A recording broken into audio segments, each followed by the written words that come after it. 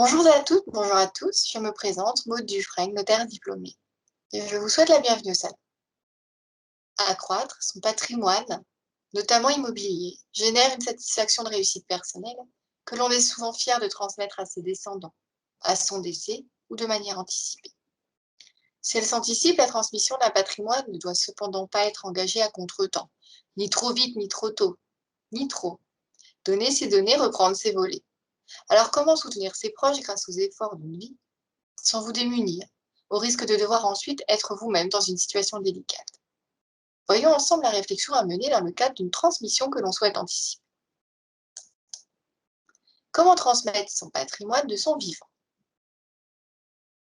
Tout d'abord, pourquoi anticiper? Eh bien, parce que l'on peut souhaiter que le patrimoine familial vienne plutôt en soutien de la génération suivante. On peut souhaiter une transmission différente de ce que le législateur a prévu. On peut vouloir écarter l'éventualité d'une propriété partagée entre ses héritiers, que ce soit dans le cadre d'une indivision ou d'un démembrement de propriété. Bien souvent, on souhaite anticiper la fiscalité applicable au décès. Anticiper, oui, mais comment? On peut donner à son partenaire de vie, on peut donner à ses enfants, ses petits-enfants, on peut parfaitement donner à un proche ou à un tiers. On peut souhaiter donner pour soutenir de manière un peu plus particulière un proche plus vulnérable que les autres. La transmission anticipée de son patrimoine, c'est avant toute chose répondre à un certain nombre de questions. Qui donne?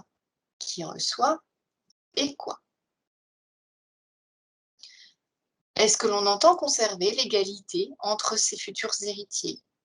Est-ce que l'on souhaite que la transmission des biens anticipés soit réévaluée au moment du décès? Est-ce que l'on souhaite transmettre dans le cadre d'une indivision ou d'un démembrement de propriété organisée? Est-ce que l'on transmet tout de suite? Quel droit est-ce que l'on peut se réserver? Quel droit réservé à son conjoint? Et si le donateur survit à celui qui reçoit, que se passe-t-il? Et si celui-ci, celui qui reçoit, divorce, que devient-il du bien? Et si celui qui reçoit veut le vendre, le bien, quels sont mes droits? Quelle va être la fiscalité applicable? Le montant des frais? Qui va les payer et comment? Transmettre de manière anticipée, c'est recourir aux donations. Pour être valable, l'acte doit être notarié. Une exception, le don manuel. Néanmoins, ce don manuel doit être enregistré au service des impôts compétents de manière à lui conférer date certaine. Comment anticiper la fiscalité? Eh bien, en utilisant les abattements qui sont renouvelables tous les 15 ans et les cumuler avec des abattements spécifiques aux donations. Néanmoins, il ne faut pas transmettre uniquement pour des raisons fiscales. Pourquoi? Eh bien parce que les donations avec effet de votre vivant sont irrévocables. Vous ne pourrez pas revenir en arrière.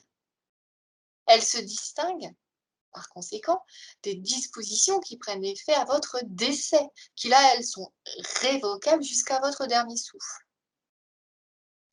Il est donc très important de transmettre sans vous démunir de tous vos droits et donc concilier l'envie de transmettre votre patrimoine de manière anticipée et la nécessité de conserver des pouvoirs de décision sur ce patrimoine constitué. Il faut également transmettre sans vous appauvrir. Concilier cette fois-ci l'envie de transmettre et la nécessité de conserver, préserver votre niveau de vie. Les donations peuvent être assorties d'un certain nombre de charges, de conditions pour préserver les intérêts de chacun, notamment les intérêts du donateur, qui se démunit de manière irrévocable et immédiatement. Encore faut-il les prévoir, ces conditions dans l'acte. Le législateur réserve une quote-part de votre patrimoine aux héritiers dits réservataires et on ne peut pas leur en priver. Le reliquat est la quotité disponible.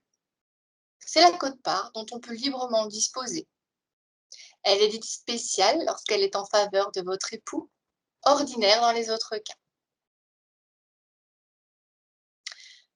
La réserve et la quotité disponible sont déterminées en fonction du nombre d'héritiers réservataires qui seront présents à votre succession.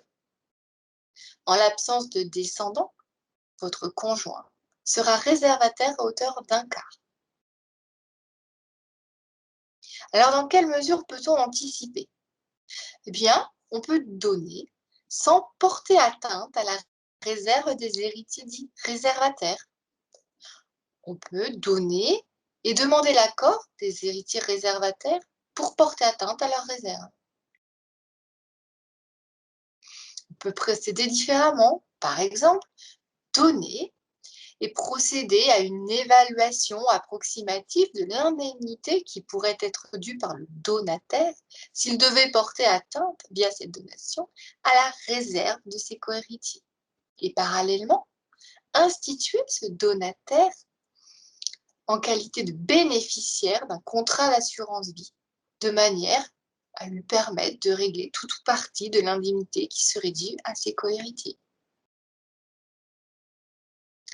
La transmission d'un patrimoine en raison du décès fait parfois rejaillir certaines émotions de nature à compromettre un règlement serein et amiable de la succession.